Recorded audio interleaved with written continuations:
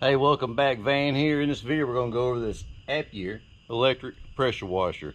And I want to thank this company for sending it to me. I'm going to give this one hell of a try out here to see what it's all about. I kind of like all the features it's got so far that my son Joe doesn't have. I'm really excited about getting this going. Let's put this thing together. When you take it out of the box, you'll have a hose, the spray nozzle, and this doesn't look like this is going to interchange with Sun Joe or anything like that. So then you got the handle wheel, extra O-rings for the hose, and you get a little pin here for cleaning out. I'll show you in just a second. So one of the first things you want to do is open the bag up and get the screws out. You're going to need 4 screws for this first step. I've got my rigid drill set on number 1 setting.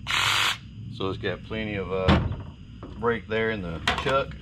You'll notice these 2 wheels, when they come together, they'll have these male and female, and you just want to stick them in there like that. Also, you'll see here where it's got arrows. That's where the screws go. So we'll drop 1 screw here, and we'll drop 1 screw here. And as usual, it ain't long enough.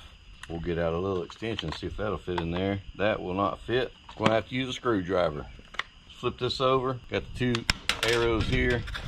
And drop some screws in right there as well.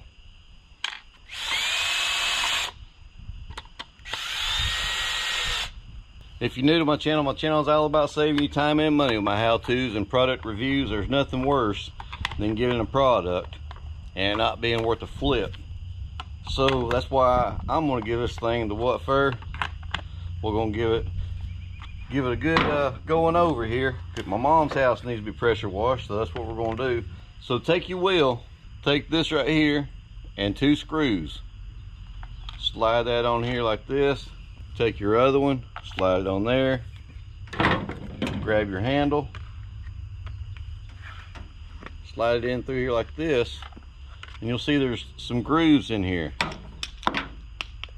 And you'll see I just lost my screws. We'll put 1 screw in like that. Grab our little rigid drill. All right. Man, that Sun Joe that I've got, it doesn't have a hose reel, and these hoses are pretty stiff. So I think I'm gonna really enjoy the hose reel. I hope. Man, I hate getting stuff and it fails you, but I believe this is gonna be a good one. I think. We'll find out. There'll be a link in the video description down below on how you can pick one of these up. There'll also be a link in the video description down below where you can look around and find your own. So, plus there's also more links to other products that I really like, so I left it in the video description. Be sure to check that out. If you don't know where the video description is, it's down below this video. We're gonna bring this over here, and you'll see it's got 2 slots here. And you'll see that this has got 2 slots right here. Slide them in there like that. We're gonna turn this thing around, and there's gonna be 2 screw holes in the back. We're gonna put 1 in here. Slide this over here and put 1 in. Double check it with the handy dandy screw driver. It also comes with this thing right here. If you don't know what that is called a handle. Over here on the side, you'll see that it's got its place for a handle, and you'll see it's got some slots that lines up with that. That's how that goes in. Now you got your hose reel. So you got a slot right here. It's a small one. On the other side there's a bigger one, and you'll see that it just slides up in there just like this, and it locks in. Okay, turn this thing around. On this side you got this other one, and this is for your wand to go in. So the same thing, you got this slot and that slot. Slide the 2 together, lock it. Okay, we'll show you something here. We're going to undo this by pushing this over. So we're going to put that in there like that. We're going to start reeling this up. This thing came with something that I didn't know what it was. It told what it was, but it didn't tell how to use it. I'm going to show you how to use it. And if I'm wrong, leave it in the comment section down below, and I'll fix it. It's this.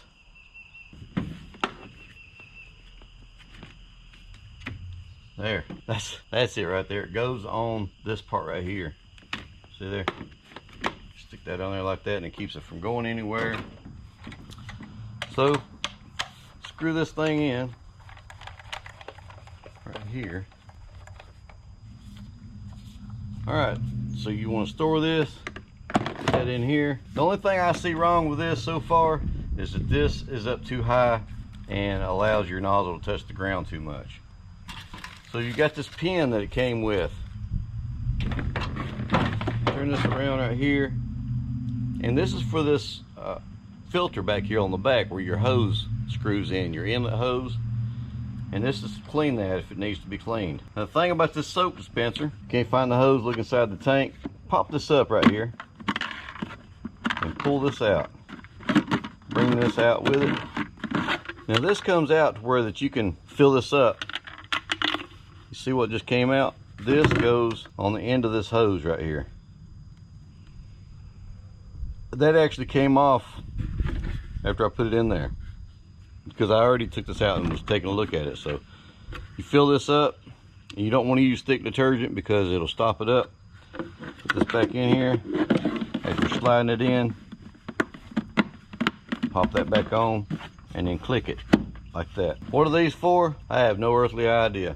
This unit has 2150 max PSI. It sprays at 1.85 gallons per minute, which is pretty good. The maximum temperature of water you want to use in this is 122 degrees. It runs off 120 volts or your standard 110 outlet. And this unit weighs 19.5 pounds. This unit also pulls 13 amps. And as you're looking through the book, it's got a lot of good information in here. Easy to follow instructions. It's got some troubleshooting guides when the unit won't turn on, blah, blah, blah. I always keep my books, my owner's manuals for everything. Seems like a really easy unit to use. Now the next step is to go to Mom's house and do her house. To turn this unit on and off is right here in the front. That's on, that's off. The last time you use it, it's gonna be cold. You wanna disconnect the hose and turn it on for 2 seconds. 1, 2, and turn it off. All right, we're gonna pop this off here. Make sure that stays on. I got some Scott's cleaner. This is concentrated, super concentrated, but it's not thick. I wasn't really happy with this stuff when I used it before in my other pressure washer. We're gonna fill this up, but we're gonna try it out over here, see how it does, because the last time I used it on concrete. I didn't use it on vinyl siding. All right, super concentrated. Slide that back in there and pop this on. Next, we're going to hook the garden hose up to this. So I did a pretty good bit of this house with this so far. What I don't like about it is it's too much of a straight pattern, or you have, watch this.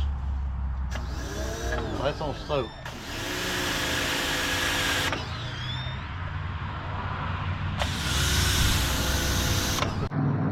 Let's take a look at this. So we're going to put this on suds.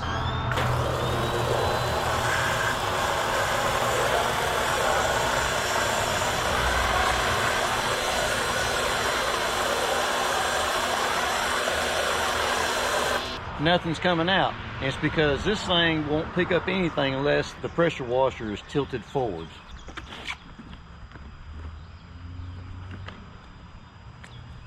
Now, I'm not quite sure why that is. It does great when it's full, but when it gets half full, it won't pick it up.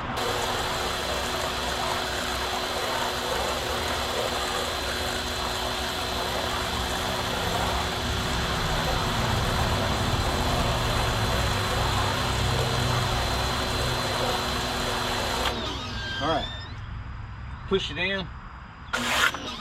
See that straight shot? We're gonna turn it over here where it's got a fan pattern. It puts off too much mist too.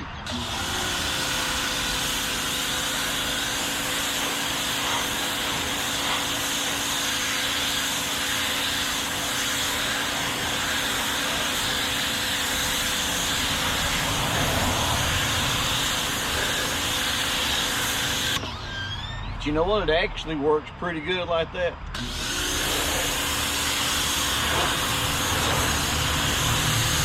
All in all, I think it's a good pressure washer. It's doing what it's supposed to do. So I'm gonna leave it at that. It's real simple. It's real simple to set up. It's real simple to use. Just doesn't have all the features that I wished it would have, like interchangeable nozzles where you have so many different options.